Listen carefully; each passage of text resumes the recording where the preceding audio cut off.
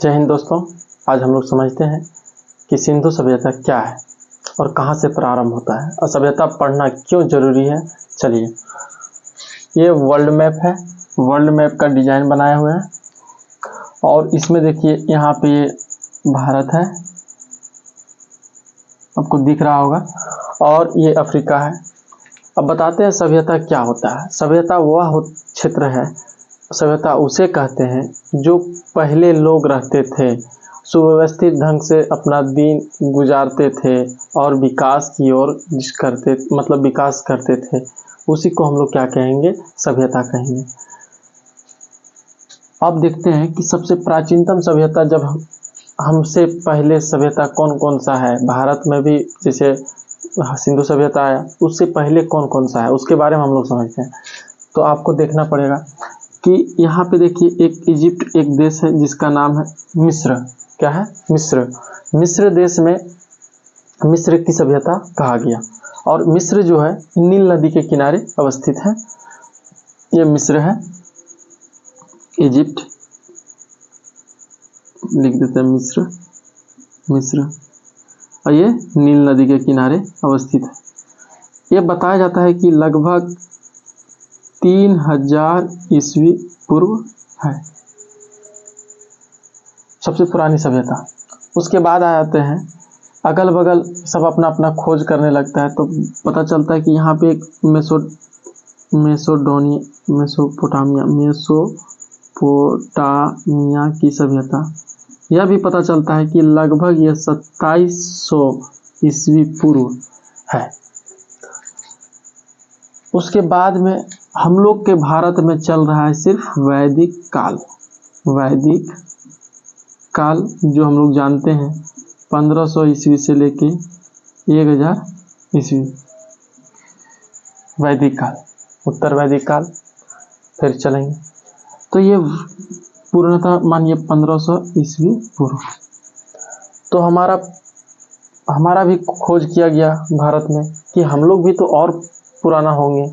ये सब जिस तरह से अपने आप को बता रहा है कि हम पुराना है, हम लोग के पास ये है, हम लोग पहले से ही यहाँ रहते थे धरती पर, हमारा यहाँ जनजाति है, ये है वो है।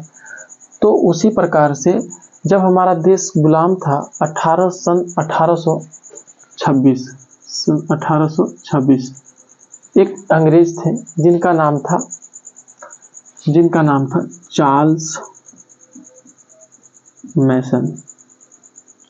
इन्होंने देखा, क्या कुछ अवशेष देखा, पुरातात्विक स्रोत देखा, और इन्होंने मैसेज दिया, बताया। उसके बाद उतना ध्यान नहीं दिया गया।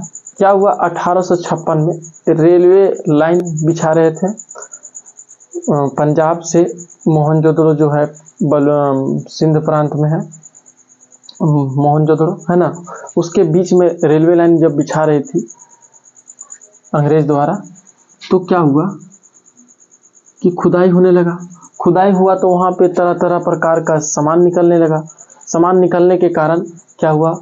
उसका अवशेष मिलने लगा। तो अब वहाँ पे उस समय सन 1905 में लॉर्ड कर्जन, ये नाम सुना हुआ होगा, लॉर्ड कर्जन थे अंग्रेज, ठीक है।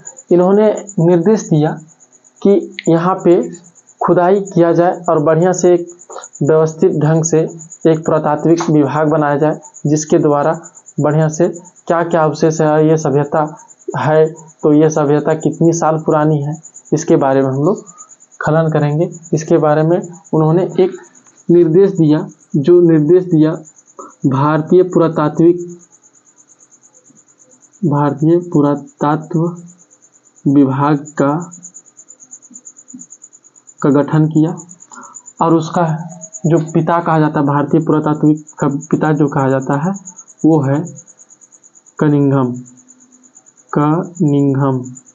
और कनिंघम को ये सौंप दिया गया 1905 में। तो कनिंघम ने देखा, इन्होंने पुरातात्विक विद्वान है ये, इन्होंने देखा, फिर इन्होंने ऑर्डर दिया दयाराम साहनी को। तो इन्होंने सन 1921 सन 1921 में खुदाई किया और हड़प्पा सभ्यता का खोज किया। हड़प्पा सभ्यता का खोज किया 1921 में। किसने किया? दयाराम साहनी। इस प्रकार से धीरे धीरे परिचय हुआ हमारा सभ्यता।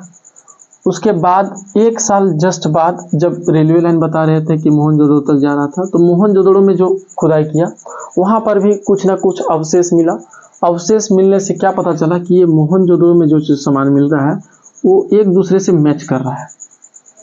अब पता चला कि धीरे धीरे हर एक जगह उसी प्रकार से मिल रहा है। कहीं हरियाणा में मिल रहा है, हरियाणा में राखीगढ़ी में मिल रहा है, राजस्थान में कालीबंगा में मिल रहा है, गुजरात में लोथल में मिल रहा है, रोजदी में मिल रहा है। इस प्रकार से तरह तरह का प्रकार का वैरायटी जो है एकदम सेम मिली जुली मिल रहा है। वहाँ का मोहर मिल रहा है। तो इसी प्रकार से देखा गया कि मैसेडोनिया में जो है मैसेडोनिया, तो इससे तो लगभग पता चला कार्बन C14 से, तो ये भी पता चला कि ये भी जो हमारा सिंधु सभ्यता है लगभग 2500 ईस्वी पूर्व है। लगभग, उससे ज़्यादा भी जा सकता है, ये बताया गया। तो सभी की जैसे सिंधु सभ्यता भी पढ़ना इम्पोर्टेंट हो गया, इसीलिए हम लोग सिंधु सभ्यता पढ़ते हैं। मेसोपोटामिया की सभ्यता 2700 ईस्वी पूर्व है। मिस्र की सभ्यता 3000 ईस्वी पूर्व है। और वैदिक काल जो है, पहले वैदिक काल को माना जाता था, लेकिन वैदिक काल से भी अभी हम लोग पीछे मतलब आगे चले गए और पीछे चले गए, जिसमें 2500 ईस्वी पूर्व पुराना चीज़ हमको मिल गया, जिससे वैदिक काल को हम लोग नहीं पढ़ने लगे। पहले वैदिक काल को ही समझते थे कि हम लोग का भारत का जो इतिहास है, जो सभ्यता है, वो यही है। अब क्या है कि यहाँ का राजा अक्खद एक जगह का नाम है, अक्खद एक जगह का नाम है। यहाँ का राजा था गौन। कौन था? गौन। और गौन जो राजा था, राजा गौन, इन्होंने बताया कि हमारे यहाँ मलहुआ कहा जाता है, मलहुआ, दिलमन और माकन, मलहुआ, दिलमन और माकन, मलहुआ, दिलमन और माकन लंगर डालते थे। मलहुआ का मतलब समझिएगा हड़प्पा। मलहुआ का मतलब हड़प्पा। जो हड़प्पा वासी थे उन्हीं का नाम बताया गया सांकेतिक रूप से कि वो मलहुआ उसको कहते थे। और बताया जाता है कि उनका जो अभिलेख है, मेसोपोटामिया में एक अभिलेख लिखा हुआ है, अक्कद का राजा गौन ने लिखा है, उसी में पता चलता है कि मलहुआ मतलब हड़प्पा सभ्यता का लोग वहाँ इधर से समुद्री मार्ग से यहाँ तक आते थे, मेसोपोटामिया तक, मेसोपोटामिया की सभ्यता तक। और मेसोपोटामिया का जो मुहर है, इसका बेलनाकार है। कैसा है? बेलनाकार है। और यहाँ का जो मुहर हड़प्पा में भी प्रमाण मिलता है, और हड़प्पा का मुहर मेसोपोटामिया में मिलता है। इससे यह बात पता चलता है कि मेसोपोटामिया और हड़प्पा सभ्यता के लोग एक दूसरे से परिचित थे। अब परिचित होने के वास्ते एक दूसरे व्यापार भी करते थे समुद्री मार्ग से। ठीक है। जब इधर से हम लोग देख लिए मेसोपोटामिया की सभ्यता, इधर देख लिए मिस्र की सभ्यता, तो इधर चाइना से भी खोज किया, तो इधर बताया जाता है चाइना में भी एक सभ्यता जो चीन की सभ्यता कहते हैं। यहाँ पे एक नदी है चाइना में, हुआंगो नदी, इधर से भी बताया जाता है कि हुआंगो नदी की सभ्यता। अब समझते हैं कि हड़प्पा सभ्यता नाम है, इसका सिंधु सभ्यता क्यों पड़ा। तो लोग जब देखने लगे कि यह सभ्यता अब जो है हड़प्पा सभ्यता है, तो इन लोगों ने रखा, जैसे नील की सभ्यता, नील नदी की सभ्यता, ये रख दिया। मेसोपोटामिया की सभ्यता जो जगह था उसी का नाम रख दिया। या तो यहाँ पे देखा कि ये हुआंगो नदी की सभ्यता या चीन की सभ्यता, इस प्रकार से रख दिया। तो इन्होंने भी पहले रख दिया, देखा कि यहाँ से एक नदी गुजरती है जिसका नाम है सिंधु नदी। क्या है? सिंधु नदी। तो इन्होंने देखा कि सिंधु नदी के किनारे बहुत सारा क्षेत्र मिल रहा है, जैसे हड़प्पा हो गया। फिर दयाराम साहनी ने 1922 में 1921 में दयाराम साहनी ने खोज किया हड़प्पा का। और 1922 में राखल दास बनर्जी ने खोज कर दिया मोहनजोदड़ो का।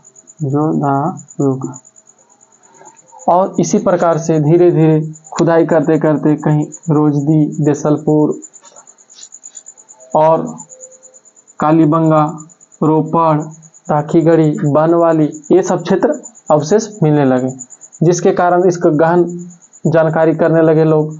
और धीरे धीरे सभ्यता का विकास हुआ और विकास के बारे में पता चला। अब आपको यह पता चल गया होगा कि सभ्यता पढ़ना क्यों जरूरी था, सभ्यता कहाँ से आया, क्यों आया, कैसे आया। चलिए